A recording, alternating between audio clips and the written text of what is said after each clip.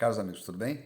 Sou eu novamente, Renato Serra, com a Reciclagem Democrática. Queria agradecer a você que está acompanhando o canal. Queria pedir a você que vá lá, se ainda não se inscreveu, por favor, vá lá na página do YouTube, se inscreve, ative as notificações, deixe lá a sua impressão.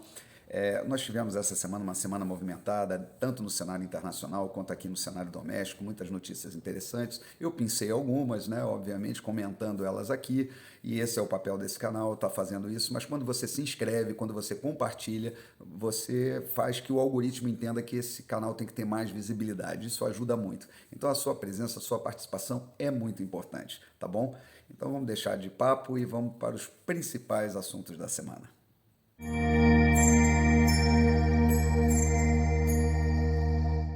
E nós começamos a semana, né, com a apresentação da denúncia de Lindor Araújo, né, subprocuradora-geral da República, que fez ao STF, denunciando ali o Alexandre de Moraes, né, de ter feito ali, violado o sistema acusatório naquele processo que foi aberto em relação ao tal violação, né, do sigilo, daquela investigação que estava sendo feita pela Polícia Federal, da invasão, né, dos computadores do STE. Então, foi pedido pela Procuradoria o arquivamento, afinal de contas não havia sigilo naquele processo, né? O presidente simplesmente divulgou um documento público, foi investigado, realmente não havia o sigilo só foi decretado após a violação, sendo que 2 anos antes esse relatório foi distribuído também na Câmara, né? Lá numa comissão, que é exatamente a comissão que estava fazendo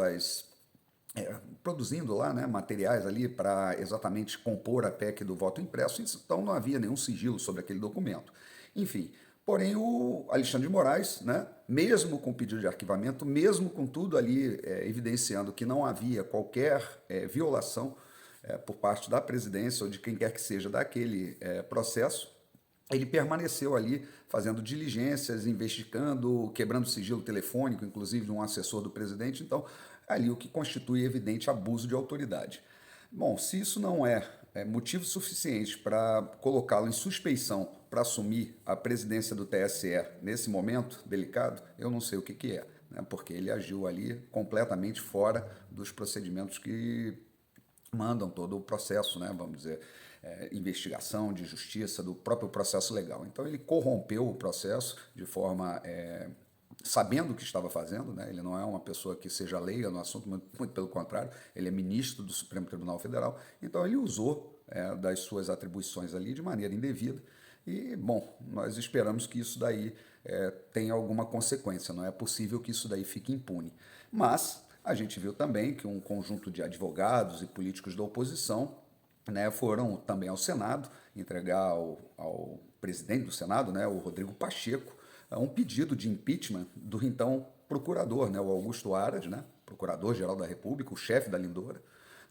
dizendo que ele está ali associado com o bolsonarismo. O que nós estamos vendo, que está ficando bem claro, né, que existe todo um movimento muito forte aí para inviabilizar a candidatura do presidente, para exatamente criar uma situação de crime que não existe, né, criando todo tipo de constrangimento, que é uma situação que eu vejo como de desespero da oposição, né, num caso de uma possível reeleição do presidente. Então, tudo isso, somado a essa urna inauditável que a gente vê aí, que realmente já tem relatórios da polícia, já foi muito discutido isso, não é uma questão de desconfiança ou não, é uma questão de direito, né, e questão legal, inclusive, que está previsto na Constituição, né, a contagem pública de votos, então uma forma de você auditar a urna, isso não existe, e não sei porquê, aliás, a gente sabe, né, o porquê que a imprensa realmente se posicionou, uma época ela era a favor disso, agora ela se tornou contra, né? E muitos setores, muitos políticos aí também mudaram a sua opinião nos últimos anos, a gente sabe o porquê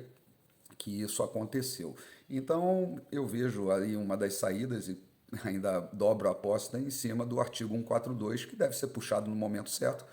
para que as Forças Armadas assumam realmente esse processo, né? E a gente tem a tranquilidade que realmente vai haver uma contagem lícita dos votos e que tudo vai ocorrer dentro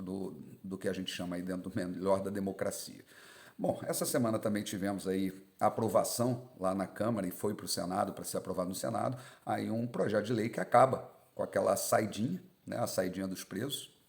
E isso é muito bom, né? Porque a gente vê que não funciona. A gente tem que realmente mudar o sistema penal no Brasil, tem que recrudescer esse sistema, é um sistema leniente com o crime, e começa a sociedade, através da Câmara, pressionando o parlamento a fazer essas mudanças que são necessárias para que a gente tenha um sistema penal digno do nome, né? Bom, e essa semana também tivemos aí uma boa notícia, os combustíveis vêm caindo, mas uma notícia muito boa foi a queda na Petrobras do preço do diesel de 20% lá na refinaria. Ou seja, as articulações do governo para a compra de diesel pela Rússia, né, que está ali sofrendo meio que um embargo e tal, mas o Brasil resolveu bancar a briga e realmente comprar, como fez com os fertilizantes. Afinal de contas, nós temos problemas internos e a Europa não é o nosso problema, né? Então, esse diesel está chegando, que possibilitou baratear o custo. Então, isso vai impactar diretamente aí na inflação e em breve está sendo repassado aí para as bombas, né, para os postos de gasolina. Bom, e essa semana também ficamos sabendo aí da morte, que foi morto a tiros, né, num atentado, o ex-vereador Jerominho, que é um miliciano, criador da primeira milícia do Brasil, né, a Liga da Justiça, né, um paradoxo, mas foi lá morto, né, e o que prova que realmente a gente, seguindo a palavra, a gente sabe que quem vive pela espada morre pela espada. E a mesma coisa aconteceu lá nos Estados Unidos, né? Afinal, não nos Estados Unidos, né? Mas lá no Afeganistão, em que os Estados Unidos, num ataque de drone, matou o líder da Al-Qaeda, o Ayman al-Zawahiri, e foi o uso de um míssil aí diferente, ele não explode, ele vai com umas lâminas e tal, trucidando o que está no caminho e tal, para evitar vítimas, vamos dizer assim, colaterais, né? Mas o míssil foi certeiro e acabou por matar esse líder dessa, vamos dizer assim, desse grupo extremista, né, que foi responsável, inclusive, pela queda das Torres Gêmeas lá nos Estados Unidos, o primeiro ataque, vamos dizer, de guerra dentro do território americano. Bom, e essa semana também tivemos lá a visita, foi notícia, né, de Nancy Pelosi na China, né, em Taiwan, e isso num momento de extrema fragilidade ali, uma vez que a atual presidente de Taiwan lá é uma progressista, a favor da independência de Taiwan, uma coisa que a China comunista não aceita de jeito nenhum, e isso provocou ali umas reações. Alguns falavam que a China poderia abater o avião da Nancy, mas isso não aconteceu, mas na verdade eles começaram exercícios de guerra ali no estreito, né, junto ao estreito de Taiwan, né, que é o mar que separa, vamos dizer, a China de Taiwan, exercícios militares, isso prosseguiu durante a semana inteira, ainda estão em manobras, quer dizer, existe toda uma questão nisso, né, porque você corta o espaço aéreo, os voos não podem passar por ali, o mar, mesma coisa acontece com os navios mercantes, né, eles ficam de alguma forma ali, tem uma restrição de passagem, então tudo isso aí são retaliações que a China vem provocando devido a exatamente esse avanço, às vezes, que os Estados Unidos promovem, né, nesse controle que eles têm exatamente da hegemonia, das relações, vamos dizer, internacionais no mundo, garantindo o mundo através das suas forças armadas, né, que intervêm em todos os processos. Eu gosto muito